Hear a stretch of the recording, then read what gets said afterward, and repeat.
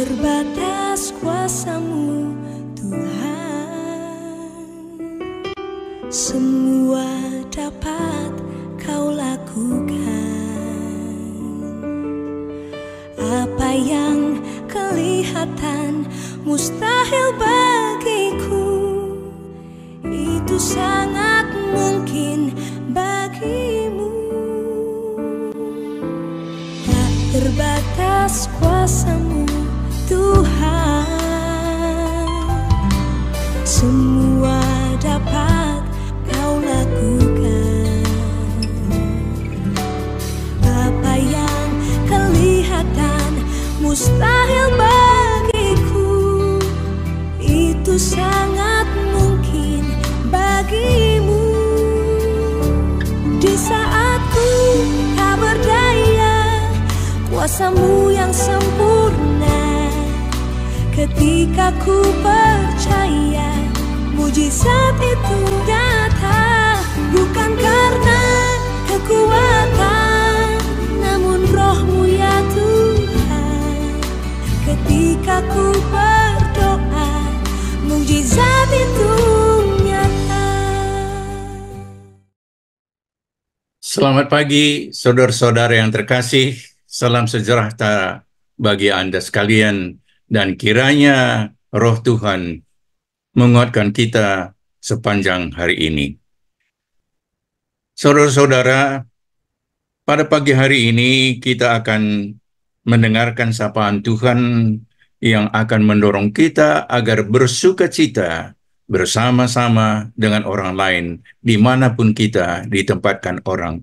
Terutama kita bersukacita dengan umat Tuhan, umat pilihan Tuhan. Namun sebelum kita mendengarkan sapaan firman Tuhan itu, marilah kita satu di dalam doa. Kita berdoa. Kami bersyukur dan memuliakan nama-Mu Tuhan atas segala kebaikan yang kami terima dalam hidup kami. Firman-Mu adalah pelita hidup kami, maka berbicaralah kepada kami Tuhan, agar kami mengalami sukacita dalam persekutuan kami dengan sesama kami, dalam semua interaksi kami sepanjang hari ini. Tuhan, berbicaralah melalui hamba-Mu, dan kami siap mendengarkan sabda-Mu. Dalam nama Tuhan kami Yesus Kristus, kami berdoa. Amin. Saudara-saudaraku, firman Tuhan yang menjadi dasar renungan kita pada pagi hari ini terambil dari surat Rasul Paulus kepada jemaat Roma, yaitu Roma 15 ayat 10 yang saya bacakan untuk kita sebagai berikut.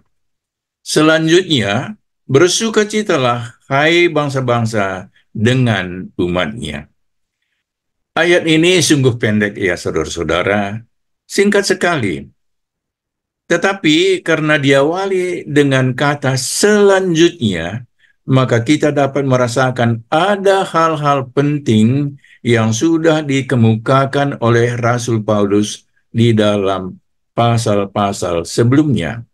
Seperti kita ketahui bahwa surat Rasul Paulus kepada jemaat di Roma ini berisi ajaran teologi yang sangat mendalam tentang keselamatan umat manusia berdasarkan iman kepada Yesus Kristus. Antara lain dikatakan oleh Rasul Paulus, karena dengan hati orang percaya dan dibenarkan, dan dengan mulut orang mengaku dan diselamatkan. Namun selain tentang teologi keselamatan, ketika menulis surat ini, ternyata Rasul Paulus juga merasakan atau mengetahui bahwa di dalam jemaat Kristen di kota Roma ada masalah ketidakharmonisan atau ketidakserasian antara anggota-anggota jemaat. Ketidakharmonisan itu terjadi karena jemaat di kota besar seperti kota Roma, anggota-anggotanya terdiri dari berbagai ras atau suku bangsa, termasuk diantaranya tentu anggota jemaat yang berasal dari orang-orang Yahudi yang sudah percaya kepada Yesus Kristus sebagai Mesias. Dan di samping itu, ada juga orang-orang dari suku-suku bangsa lain di luar bangsa Yahudi, misalnya orang-orang Yunani. Dalam pasal sebelumnya, yaitu Roma pasal 14, Rasul Paulus berbicara tentang ketidakharmonisan yang kuat dan yang lemah. Antara yang kuat dan yang lemah ada ketidakharmonisan. Kita tidak tahu dengan pasti siapa yang dimaksud oleh Rasul Paulus dengan orang Kristen yang kuat. Apakah mereka orang-orang Kristen Yahudi yang juga disebut sebagai umatnya, dan yang lemah adalah orang-orang Kristen dari bangsa-bangsa lain di luar bangsa Yahudi? Hal itu tidak dapat kita pastikan dengan betul-betul. Tetapi walau bagaimanapun, saudara-saudara, Rasul Paulus mendesak agar keharmonisan harus dipelihara dalam satu jemaat Kristen. Biar apapun latar belakang kehidupan dari masing-masing anggota jemaat itu.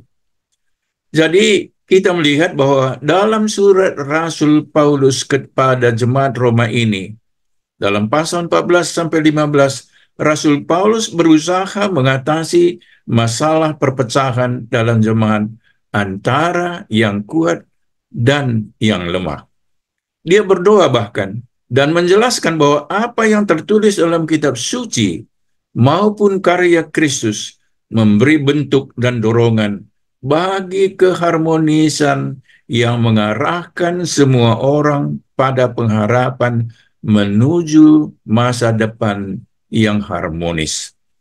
Memang sejak awal, saudara-saudara, dalam suratnya ini, dalam pasal 1 misalnya, Rasul Paulus telah berargumen atau mengatakan bahwa Injil memang ditujukan untuk orang Yahudi dan Yunani atau bangsa-bangsa di luar Yahudi, dan juga katanya kepada orang-orang terpelajar maupun kepada orang-orang yang tidak terpelajar.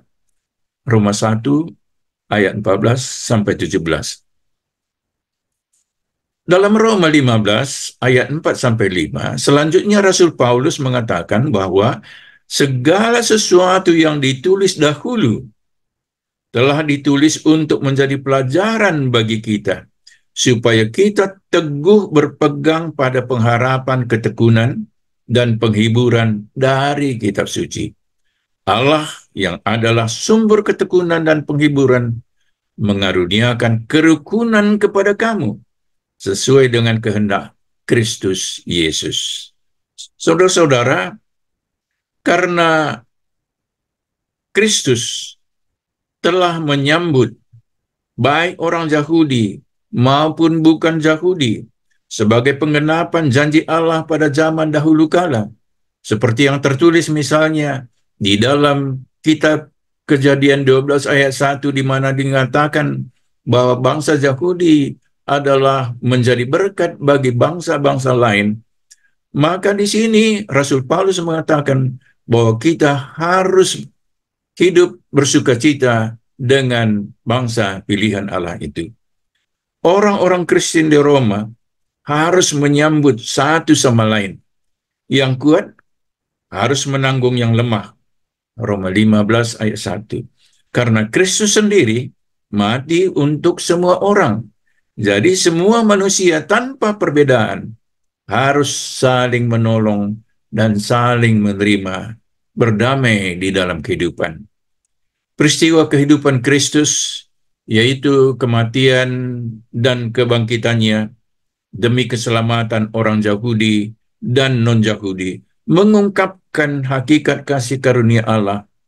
Ini adalah anugerah yang diberikan tanpa mempertimbangkan nilai atau status duniawi dari setiap orang percaya. Perpecahan yang ada dalam jemaat harus diatasi oleh anugerah Tuhan bagi semua orang. Anugerah itu menjadi landasan hidup jemaat Kristen dimanapun jemaat itu berada. Namun harus kita sadari, saudara-saudara, bahwa anugerah dan kasih Allah tidak menghapuskan status sosial dari anggota-anggota jemaat itu. Dan perbedaan suku-suku, perbedaan kekayaan dan status sosial tidak berubah dan tidak menghapuskan semua status sosial dari anggota-anggota jemaat itu. Namun, kasih karunia Allah kepada seluruh umat manusia harus merangkul satu sama lain. Jadi, suku-suku lain di luar suku kita tidak harus mengubah sukunya agar menjadi anggota gereja kita. Yang kaya tidak harus menjadi miskin, dan sebaliknya. Yang berpangkat tinggi tidak harus menanggalkan pangkatnya sehingga dia bisa bersama dengan orang lain. Tidak demikian. Yang terpelajar tidak harus menjadi orang bodoh, tetapi dalam status masing-masing harus dapat saling menerima, atau dalam tanda kutip boleh kita katakan saling merangkul satu dengan yang lain. Itulah sebabnya dalam ayat renungan kita pagi ini dikatakan, bersukacitalah hai bangsa-bangsa dengan umatnya. Maksudnya, dalam hubungan yang harmonis, masing-masing anggota jemaat harus hidup bersukacita dengan orang lain, karena telah merasakan kasih karunia Tuhan yang telah menyelamatkannya. Allah telah bekerja di dalam Kristus, menyambut dan mendamaikan orang-orang berdosa dengan dirinya. Dan ini harus diungkapkan sebagai cara orang Kristen menyambut satu sama yang lain. Dengan demikian, berakhirlah ketidakharmonisan antara orang yang lemah dan yang kuat, dan berakhir pula ketidakserasian antara suku-suku bangsa dalam jemaat Kristen. Betapapun berbedanya orang-orang yang ada di dalam jemaat itu satu dengan yang lainnya.